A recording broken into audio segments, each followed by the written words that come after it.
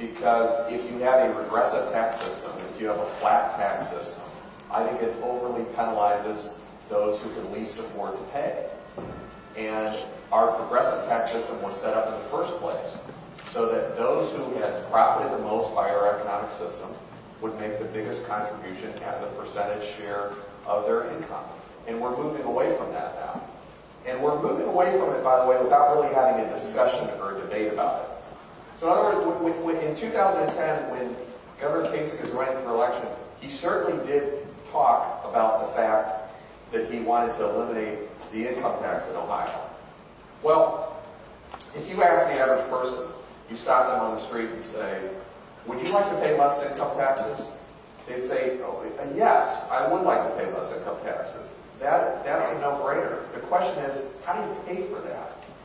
How do you pay for that? How is it that this state in the last few years has been able to afford to cut income taxes?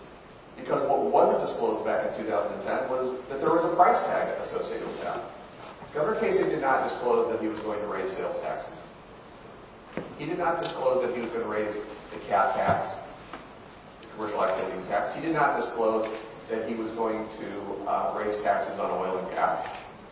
He did not disclose that he was going to cut education spending, which forced local property taxes up. He didn't disclose that he was going to cut the local government fund by 50%, which again forced local taxes up. He didn't tell people he was going to take the homestead exemption away from certain senior citizens, which resulted in taxes, property tax increases for them. He didn't disclose he would eliminate the 12.5% state share of new property taxes, which caused people's net property tax on new levies to go up again.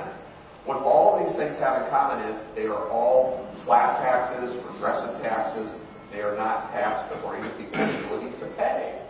First of all, I don't think it was an entirely honest campaign to promise a tax cut without ever saying how you're going to pay for it. And we've never really had a dialogue in the state about how do we want to tax people, because it's a question of what taxes do you want to pay. Why are income taxes terrible, but apparently sales taxes and property taxes are great? I disagree with that. Because there are a lot of people that are really struggling to even stay in their own homes. You take a senior citizen, for example, whose property taxes have gone through the roof and now pays higher sales taxes. They might have been on a pension where they weren't paying income taxes, so they got no tax cut at all. Whereas the economic benefit for both the inheritance tax and the income tax cuts overwhelmingly went to the folks that were already doing well in the recession. And when you have a recovery, which is a two-tier recovery, you don't want tax policy that's just aggravating that situation by giving more and more benefit to those who have already made it through this economy while neglecting those who